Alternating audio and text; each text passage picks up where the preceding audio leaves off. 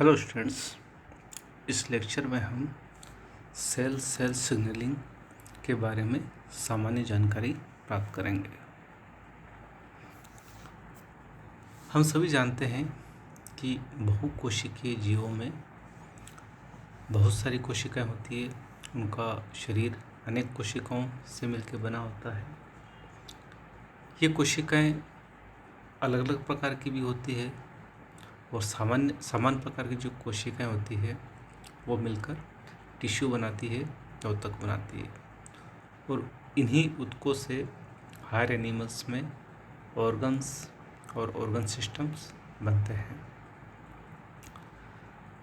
बहुकोशिकीय जीवों में ये जो सेल्स होती है, चाहे वो एक ही ऊतक की हो या अलग अलग प्रकार के टिश्यूज़ की हो, वो आपस में एक दूसरे के साथ कम्युनिकेट करती है, जिसको सेल कम्युनिकेशन कहते हैं। कम्युनिकेट का मतलब ये है कि वो एक दूसरे से संचार कर, जो कम्युनिकेशन होता है, संचार वो करती है। जीवों के शरीर में कोशिकाओं को जीवित रहने के लिए दूसरी कोशिकाओं के साथ इसी प्रकार का जो कम्युनिकेशन होता है वो करना पड़ता है। साथ ही जो उनका एक्सटर्नल एनवायरनमेंट होता है उससे भी उनको कई प्रकार के उद्दीपन या स्टिमुलाई मिलते हैं और उन स्टिमुलाई या उद्दीपनों के प्रति भी ये सेल्स रेस्पॉन्ड करती है। तो सेल सिग्नलिंग की हम बात करें तो सेल सिग्नलिंग या कम्युनिकेशन एक वो फंडामेंटल या आधारभूत प्रोसेस या प्रक्रिया है जिसके द्वारा जो विशिष्ट इंफॉर्मेशन या सूचनाएं होती है वो कोशिकाओं की जो सरफेस होती है वहाँ तक सिग्नल मॉलिक्यूल द्वारा लाई जाती है और यहाँ से फिर ये इंफॉर्मेशन साइटोसोल या कोशिका द्रव्य में पहुँचती है और न्यूक्लियस, कुछ केसेस में न्यूक्लियस तक की सूचनाएं पहुँचती है और अल्टीमेटली कोशिकाओं में चेंजेस होते हैं। ये चेंजेस कुछ केसेस में जो जीन होते हैं उनके एक्सप्रेशन में चेंज का रिजल्ट होता है। तो ये जो सेल सिग्नलिंग या सेल कम्युनिकेशन है ये कोशिकाओं की ग्रोथ के लिए, उनके जो विभेदन होता है, क्योंकि जब डेवलपमेंट का जो फेज़ होती है, डेवलपमेंट की जो स्टेज होती है, एम्ब्रियो का डेवलपमेंट होता है, उस टाइम भी अलग अलग प्रकार के जो सिग्नल मिलते हैं कोशिकाओं को, जिसके द्वारा उनमें विभेदन होता है, डिफ्रेंशिएशन होता है, उसके लिए भी ये सेल सिग्नलिंग आवश्यक होता है। इसके अलावा जो कोशिका की सामान्य मेटाबॉलिज्म होती है उसको बनाए रखने के लिए भी कई प्रकार के सिग्नल्स के प्रति कोशिकाएं रेस्पॉन्ड करती है या उनको उनके जवाब में बायोकेमिकल चेंजेस अपने में लाती है। तो सेल सिग्नलिंग या कम्युनिकेशन सारांश में हम समझे तो जो बाह्य जो सिग्नल मॉलिक्यूल होते हैं उनके द्वारा कोशिकाओं में जो चेंजेस लाए जाते हैं उसको सेल सिग्नलिंग कहते हैं। अब हम कंपोनेंट ऑफ सेल सिग्नलिंग की बात करें तो ये जो प्रोसेस होता है सेल सिग्नलिंग का या कम्युनिकेशन का, इसमें कुछ कंपोनेंट होते हैं, कुछ घटक होते हैं जो इन्वॉल्व होते हैं और इन घटकों के द्वारा ही ये जो प्रोसेस होता है सेल सिग्नलिंग का ये संपन्न होता है। जो पहला घटक है और जो सबसे महत्वपूर्ण है वो है सिग्नलिंग मॉलिक्यूल। सिग्नलिंग मॉलिक्यूल्स को लिगेंड भी बोलते हैं। ये एक प्रकार के केमिकल मैसेंजर होते हैं। ये केमिकल मैसेंजर कोशिकाओं तक जो आवश्यक सूचनाएं हैं वह पहुंचाते हैं और इन मैसेंजर के अकॉर्डिंग ही कोशिकाओं में चेंजेस होते हैं या कोशिकाएं इन मैसेज के अकॉर्डिंग रेस्पॉन्ड करती है। ये जो सिग्नल मॉलिक्यूल्स होते हैं ये कई प्रकार के होते हैं। ये प्रोटीन्स भी हो सकते हैं, पॉलीपेप्टाइड्स हो सकते हैं और पॉलीपेप्टाइड या प्रोटीन से बने हार्मोन्स हो सकते हैं या इसके अलावा कुछ और ग्रोथ फैक्टर्स या कुछ आयंस या कुछ विशेष प्रकार के सिग्नलिंग मॉलिक्यूल्स होते हैं। और इनको लिगेंड कहा जाता है।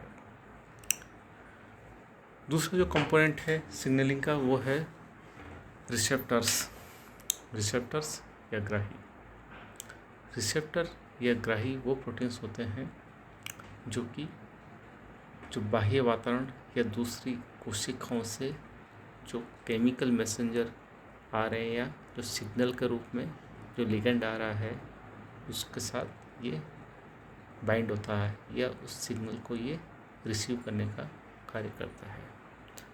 आगे हम देखेंगे कि जो रिसेप्टर्स होते हैं ये दो प्रकार के होते हैं, एक तो इंट्रासेलुलर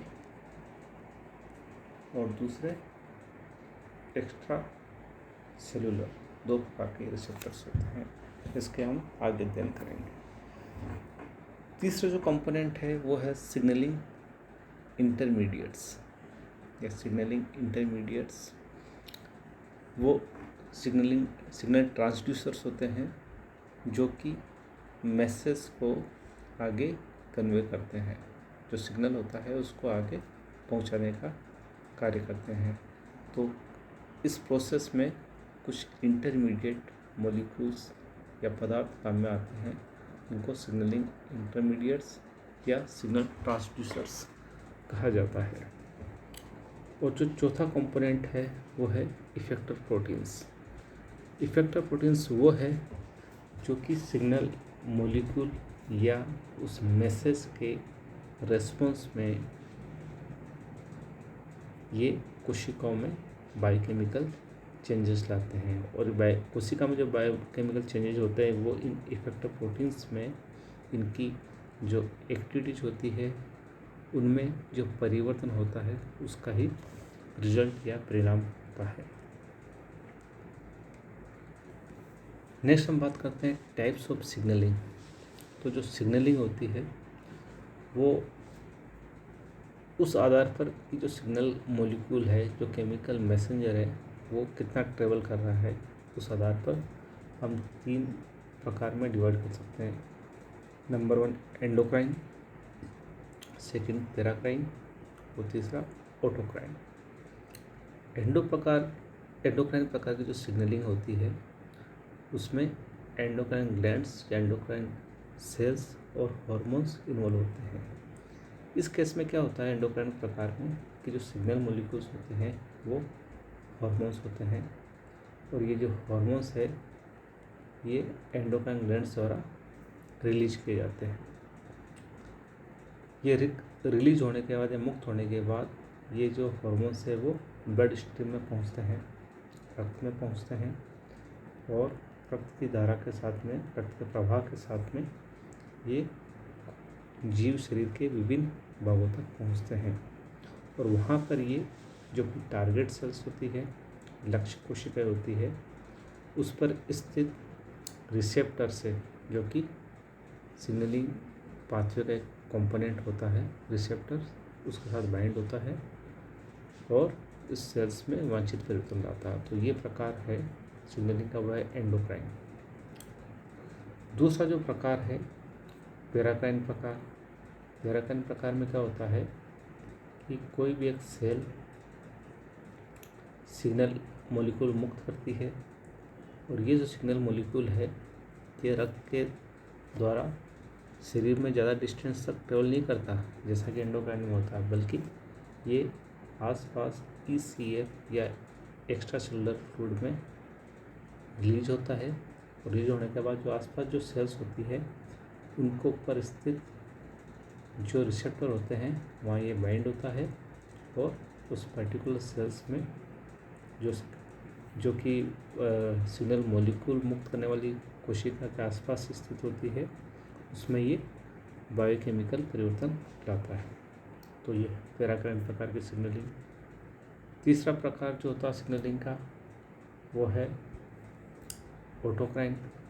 ऑटोक्राइन प्रकार में क्या होता है कि कोई भी एक सेल सिग्नल मॉलिक्यूल या केमिकल मैसेंजर मुक्त करती है और ये जो केमिकल मैसेंजर्स होते हैं ये उसी सेल पर स्थित रिसेप्टर के साथ वापस बाइंड होते हैं और बाइंड होने के बाद ये इसी सेल्स में बायोकेमिकल परिवर्तन लाते हैं।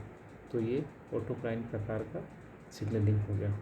तो एंडोक्राइन में तो हार्मोन इन्वॉल्व होते हैं, पैराक्राइन में दूसरे केमिकल मैसेंजर होते हैं जो आसपास की सेल्स में परिवर्तन लाते हैं। ऑटोक्राइन में किसी सेल से मुक्त हुआ सिग्नल मॉलिक्यूल उसी सेल्स में रिएक्शन करता है। उसके बाद हम बात करते हैं स्टेजेस इन सेल सिग्नलिंग, कि सेल सिग्नलिंग किस किस स्टेप में संपन्न होती है। सबसे पहली स्टेज है reception of signal. Reception of signal की स्टेज में क्या होता है कि कोशिका बाह्य वातावरण या अन्य कोशिकाओं से आने वाले जो सिग्नल होते हैं उसको रिसीव करती है। ये जो रिसेप्शन होता है उसको हम आगे देखेंगे कि ये एक या तो इंट्रासेलुलर रिसेप्टर द्वारा रिसेप्शन होता है, यानी या तो साइटोप्लाज्म में स्थित जो रिसेप्टर होते हैं वो रिसीव करते हैं, या प्लाज्मा मेम्ब्रेन में स्थित जो रिसेप्टर होते हैं वो इस सिग्नल को रिसीव करते हैं। तो प्लाज्मा मेम्ब्रेन में जो रिसेप्टर होते हैं वो ऐसे सिग्नल को रिसीव करते हैं जो कि वसा में घुलनशील नहीं होते हैं या जो हाइड्रोफिलिक होते हैं, और जो रिसेप्टर साइटोप्लाज्म में स्थित होते हैं वो ऐसे मैसेंजर के लिए होते हैं जो कि वसा में घुलनशील होते हैं और डायरेक्टली आर पार हो जाते हैं। इसके बारे में आगे अध्ययन करेंगे। दूसरी जो स्टेज है वो है transduction of signal. Transduction of signal, इस प्रक्रिया में क्या होता है कि एक बार जब सिग्नल सरफेस पे स्थित ग्राही पे द्वारा रिसीव कर लिया जाता है तो यहाँ से आगे ये जो मैसेज होता है वह दूसरे मॉलिक्यूल द्वारा आगे रिले किया जाता है। इसको बोलते हैं ट्रांसडक्शन ऑफ सिग्नल। तीसरी जो स्टेज है वो है response to signal. Response to signal में क्या होता है कि सिग्नल द्वारा जो इन्फॉर्मेशन या जो मैसेज लाया जाता है उसके अकॉर्डिंग उस सेल्स में बायोकेमिकल परिवर्तन होते हैं, उसको बोलते हैं रेस्पॉन्स। ये किस प्रकार की होती है उसको हम आगे नेक्स्ट लेक्चर में अध्ययन करेंगे। ये एक आउटलाइन है, general outline cell to cell communication की, उसको हम समझें तो सबसे पहले क्या होता है कि कोई भी सिग्नल मॉलिक्यूल होता है वो जो टारगेट सेल्स होती है उससे कांटेक्ट में आता है, और in case of extra cellular receptor, अगर उसका रिसेप्टर एक्स्ट्रा सेलुलर है, प्लाज्मा मेम्ब्रेन में स्थित है, तो ये सिग्नल मॉलिक्यूल इस रिसेप्टर से बाइंड होता है, उसको बोलते हैं रिसेप्शन। ठीक है। अब रिसेप्शन होने के बाद क्या होता है कि जो ही ये रिसेप्टर्स को रिसीव करेगा सिग्नल को, तो ये रिसेप्टर प्रोटीन का बना होता है। आगे हम जानेंगे कि जो रिसेप्टर होते हैं ये भी अलग अलग प्रकार के होते हैं। तो इसमें जो कन्फर्मेशनल चेंजेस होते हैं, जो संरूपण में जो इसके परिवर्तन होते हैं, उसके फलस्वरूप क्या होता है कि दूसरे आगे जो ट्रांसड्यूसर मॉलिक्यूल्स होते हैं, इंटरमीडिएट जो मॉलिक्यूल होते हैं, उन तक ये मैसेज कन्वे होता है, कुछ चेंजेस उनमें होते हैं, और अल्टीमेटली क्या होता है कि या तो जो टारगेट प्रोटीन्स होते हैं, एंजाइम्स होते हैं, उनमें परिवर्तन होगा, या फिर क्या होगा कि ये मैसेज आगे जाके जो जीन्स होता है, पर्टिकुलर जो जीन होते हैं, उनके एक्सप्रेशन को स्टिमुलेट करते हैं या इनहिबिट करते हैं।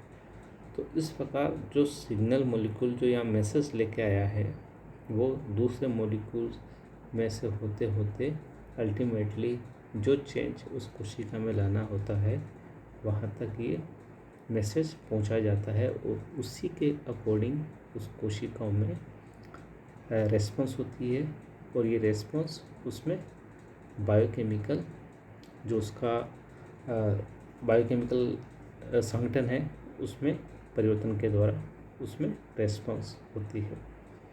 तो एक ब्रीफ आउटलाइन है सेल सेल कम्युनिकेशन की या सेल सेल सिग्नलिंग की।